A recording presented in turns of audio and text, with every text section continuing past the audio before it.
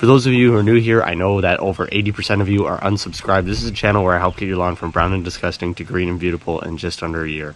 I've worked in the industry for over 3 years, so please feel free to subscribe. I will help you get the best lawn on the block.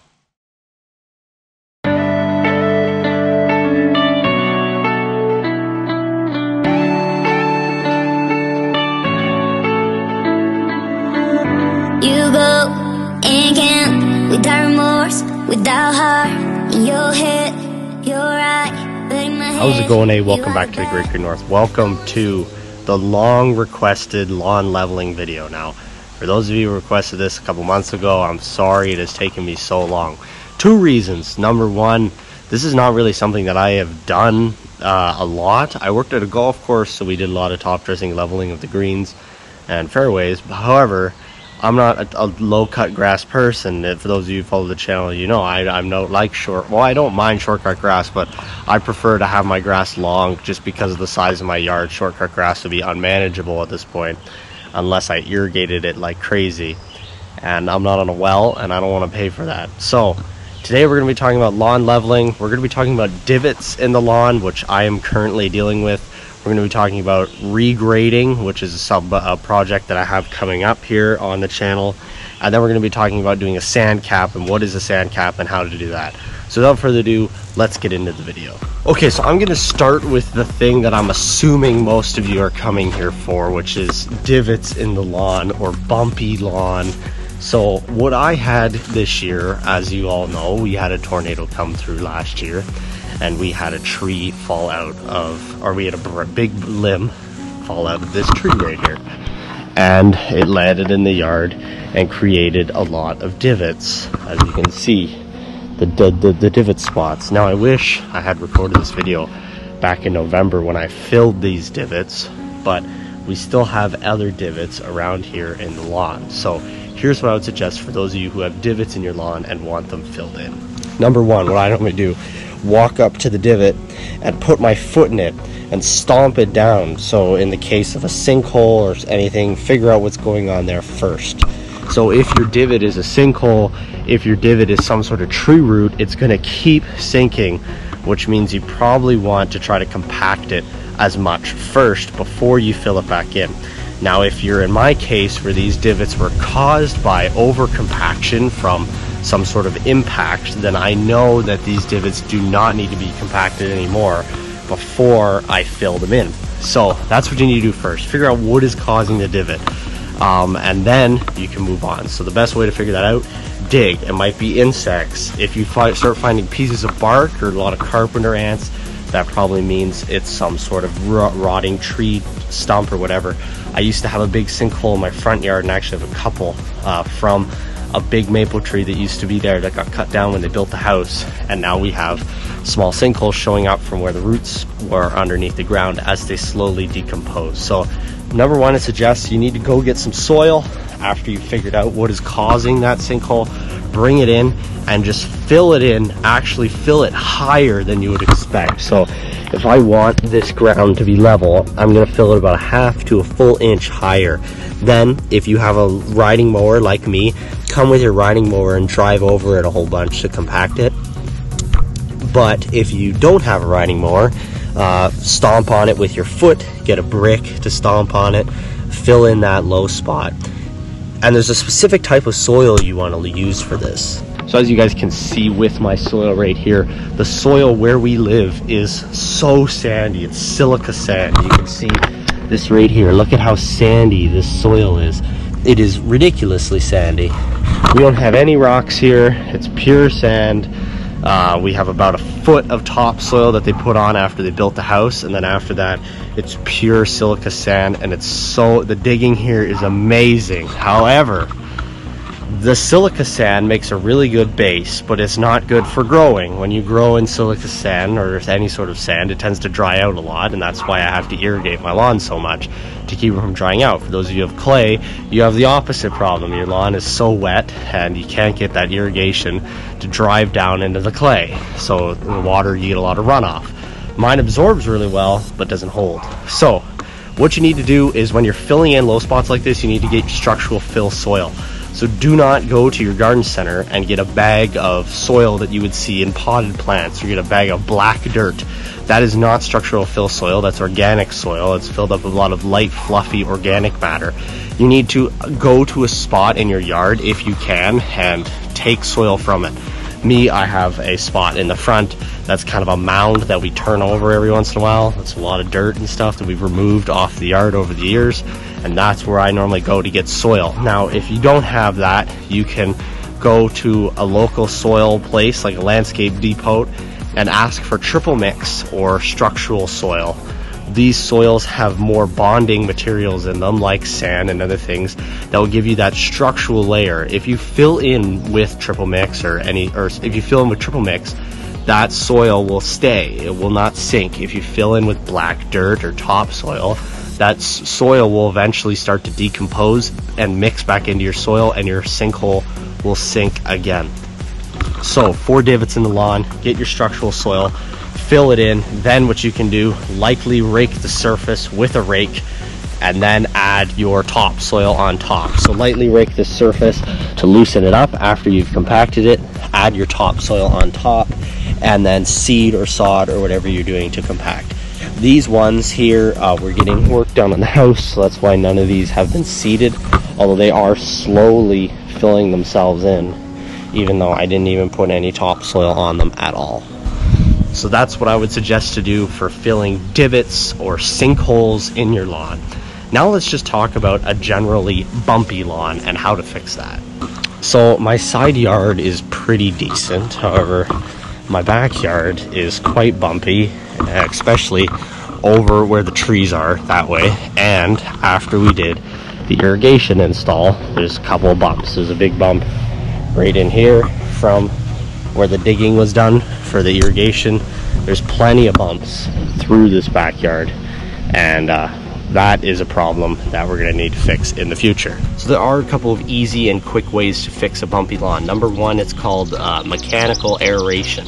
Get a mechanical aerator and send it through and aerate your lawn. Now, in the meantime, this will cause your lawn to be more bumpy as those cores slowly break down. However, after you drive over your lawn for a couple times with your mower and your foot traffic, after you've aerated, the lawn should naturally begin to level itself out, and the highs should be dropped a little lower as those cores fill in. That's the simple way to do it, but it takes a lot of time. If you have a really bumpy lawn and you want it smooth instantly, you're not going to get away with that. So next we're going to talk about the thing that I hate, but if you're trying to get rid of a really bumpy lawn, this is what I'm going to suggest. So if you really have a really bumpy lawn that you cannot stand, what you need to do is go and get a load of triple mix soil. So you cannot get black dirt. This will not help level out your lawn. You need triple mix or some sort of structural soil that's mixed with black dirt. You can also get triple mix and mix it 50-50 with black dirt. That will help give you support. This is what we do when we're filling holes on golf greens. We use well, golf greens is more of a sand cap, but when we're filling holes, we normally have to have some sort of structural soil in that to keep it from sinking and decomposing later. So what you're going to do, first you're going to buy that. Next thing you're going to cut your lawn about a ½ inch shorter than you would normally cut it. So for example, if you're cutting your lawn normally at 4 inches, you're definitely going to want to drop it to 3 inches at least to do this top dressing. 4 inches is just way too long to get any top dressing done. Next thing you're going to do, if you can, you're going to go and rent a soil spreader. I'll show a picture up here. We use these on the golf course all the time to do our sand capping on our fairways and our green. If you can't afford that, you can go out and buy Level-On. They're about $100. Now here's the key thing. You are not going to put the soil in your wheelbarrow and take it and dump it on the lawn. What you're going to do, you're going to put the soil in the wheelbarrow, you're going to take it out and you're going to toss it with the shovel. Toss it out and cast it all over the lawn. Next thing you're going to do, grab your Level-On and work that soil down into the ground. Now, what I would really suggest is only doing this on problem areas. So if your lawn is bumpy, do it on the problem bumpy areas instead of the whole lawn. This is really going to give your lawn a better chance of surviving through this. Then as soon as you finish all of that leveling with your Level-On and your casting soil, you're gonna only put a very thin layer of soil on. You might have to do this a couple times, maybe a couple falls over every year. So like fall 2020, fall 2021, fall 2022. This will kind of help even out, level your lawn. Next thing, once you've finished all of that, you're going to put a dose of fertilizer down, you're going to put an overseed application down, and then you're going to water. This is going to really help level your lawn. Now, one more aspect you could do before this top dress is you could aerate your lawn to allow that soil to work its way down into the cores, thin out the lawn a little bit. That top dress will help get rid of the bumpy areas as well as the aerating, kind of filling everything in. That should really help fix a problem of a decently bumpy lawn. Now, for those of you who are looking at getting a really short cut grass like green or fairway grass, 1/2 inch, 3/4 inch, 5/8, 3/8 grass, let's talk about sand capping. Okay, so let me preface this by saying that I'm not an expert by any means in sand capping. For those of you who are looking really seriously into getting into sand capping and low cut turf, I would definitely recommend finishing this video, but then go watch Ryan Knorr or Connor Ward's channel. They have more in-depth content on sand capping than I can ever provide you. As I said, I've done it. I worked at a golf course where we did do it. However, I don't do it on my own lawn, and I'm just not the biggest fan of low-cut turf. So for those of you who want to get into low-cut turf, turf with a real mower, you're going to need a sand cap to keep that as level as possible. So what you're seeing is you're going to get your natural soil about layer, which is what is under here. You're going to get a natural soil layer, then you're going to have about an 1/8 to a 1/4 inch sand cap on top. So what this sand cap does is it lies on top of your lawn and it constantly levels itself. It levels itself out and it keeps your lawn really flat. So the grass is actually rooted and growing below the sand cap in the natural soil. However, the point of the sand cap is to have a level surface on top for your reel mower to ride on top of to get a really smooth, flat lawn. So first of all, before you do your sand cap, I definitely do recommend, number one, cutting your lawn shorter than normal. If you're cutting your lawn at 3 inches or 2 inches, take your lawn down to maybe 1 inch. Number two, do an aeration, aerate that lawn, pull those mechanical cores, and then you're going to get a rake and you're going to rake those cores off the lawn. Next thing you're going to do, you're going to get play sand delivered or masonry sand delivered. As I said before, you're going to need a level lawn and a shovel. You're going to cast the sand over top of your lawn, and then you're going to use your level lawn to work the sand all the way down into the roots of the grass. You want to make sure that all of the grass is sticking up above the sand once you're finished, because this sand has no organic material. You are not going to be growing seed in the bed of this sand, so you don't want to smother the grass out with the sand. You want to put the sand on, and by the time you are done, your sand should be disappeared. You shouldn't be able to see the sand through your grass. That's how you know you've done a good job working that sand all the way down into the base. Then you're going to continue to use a level on or a drag to smooth this sand out over top of your lawn, and then you're going to water it in. You can put some fertilizer on the lawn and some seed if you would like to overseed at the same time. This is how you're going to get your sand cap. You're going to get a 1/4 inch sand cap, and then every year you're going to have to keep adding to this sand cap a little bit at a time to get your lawn as smooth and flat as possible. This is what they do on golf greens.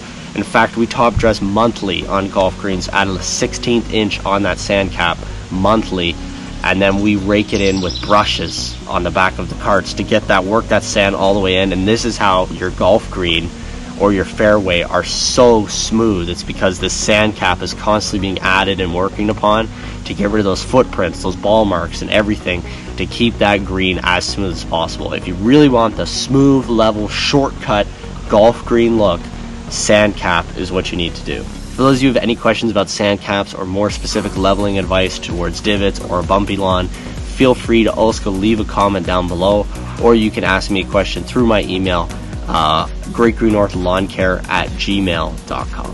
So finally, let's talk about grading. Now, this is what you're going to do if you're starting over. You're doing a new sod project, a brand new seed project, a renovation project. You're going to work on leveling out through grading. There's going to be a big project on the side yard here that I'm just about to announce. It's going to tell you everything about grading. So if I get down low here and I look at my side yard, we have about a hump right here where the ground is actually sloping back towards the house, and then we have a hump down here where the ground is sloping sharply away from the house. All of this water over here comes straight down this patio and down this way, and then all the water over here gets forced up against the house and then goes out this way. This is why we had so much problems with downspouts. We had to have super long downspouts. And as some of you know from the renovation video, and you can still see some of the damage here, last year we installed a rain gutter pipe, ran right through here, down the middle, and went off that way. And that was to redirect a lot of the water away from the house, down out that way. Now, part of the grading problems we have here is from the install of the pipe. You can see the line right here in the new cultivars of grass, and there's a big low spot in the lawn right here that is causing problems when I'm trying to mow. It's really annoying. It's really prominent. You can't see because of how tall the grass is. There has to be a quarter-inch difference in this low spot here, and it continues throughout the lawn. Anywhere we dug the trench, it's sunk over the winter, which was what was expected. This here is supposed to be a swale that's supposed to redirect the water that comes down this patio down off the driveway. However, this swale is not very pronounced in the soil as much as I would like it. Now, I think this is going to stay the way it is, but we're going to have to see what happens there. There's also a big high spot here and a big low spot right here. Water actually pools here every time it rains because it comes right down and gets stuck in between the high spot and does not get redirected out to that swale. So the grading issues are pretty good here. Everything from that corner slopes pretty heavy that way. However, all this middle area does not slope far enough away from the house, as well as all this area here actually slopes back in towards the house, which is not what we want. Same thing over here as we talked about with the divots. Big problem with this tree and all the divots, and then the pipe that was here. We have a lot of low spots. So, and on top of this, they're going to be bringing in a forklift to fix all the trusses on our roof from the tornado. So this area is going to be a grading project. What we're going to do, we're going to till up this middle section here. We're going to regrade it farther down this way. We're going to till up this whole section up here. We're going to use the soil up here to do a soil amendment throughout here, bring this soil back up towards the house, bring some of the soil back down away from the house, fix the grade here. This will become a garden. This over here will all be resodded, and this is going to be a late fall project. So for those of you who have grading issues like this that are this severe, there is no way you can fix that with top dressing, sand cap, or anything. This is a severe grading issue, and this is total rip out and regrade. What I'm going to be doing here, going at it with a tilling machine. I'm going to be tilling all the grass up. I'm going to be raking out the grass chunks that I'm going to be just taking hand rakes, manual hand rakes, wheelbarrows and shovels, and regrading all of this by hand. I've done it many times. Hand grading is probably the most accurate. Grading with a machine is a little bit faster, but hand grading for any sort of grass is honestly the best. So all of this will be re-hand graded sometime early September, late August, and new sod will be laid in here, and it will be looking top notch. So for those of you who have any questions about how this is going to work, please subscribe to the channel. I'm going to be doing a full series, how to lay sod, how to prep for sod, how to regrade, what the grading problems we have here, and everything like that. So those of you who have questions about that, hit subscribe. We're going to be showing you all of the series here, manual grading, everything like that. So hit subscribe, stay tuned for all this stuff. Really good info here. Definitely looking forward to doing this project. Anyways, guys, that's it for this video. Thank you guys for watching this episode of the Great Green North. I hope this answered the lawn leveling questions for those of you who are out there asking them. For those of you who have any questions, want any more details, leave a comment down below. I might make a second video on this. This is a very comprehensive, long topic, and as I said, there's so many aspects of it, it's hard for me to sum up an entire topic in one video. So any questions, leave it down below. I'll feel free to clarify them. As I said, you can also contact me at my email at greatgreennorthlawncare@gmail.com. So thank you guys for watching this episode of the Great Green North. Thank you guys for liking, commenting, and subscribing, and all the support with the channel. We're definitely moving into summer here. There's going to be a summer lawn tip video coming out soon, Canada Day video. We're going to have another review for the Gorilla Cart. This work on the garden's going on. We've got lots of work coming up. As soon as that roof is done, all that side yard's getting overhauled. Everything here. Everything's looking great. So So the Great Creek North, my name's Ray. Thank you guys for watching. Hope you guys are doing well. And as always, keep it green. What are you doing here? 'Cause I don't love you, boy. I wanna shoot to the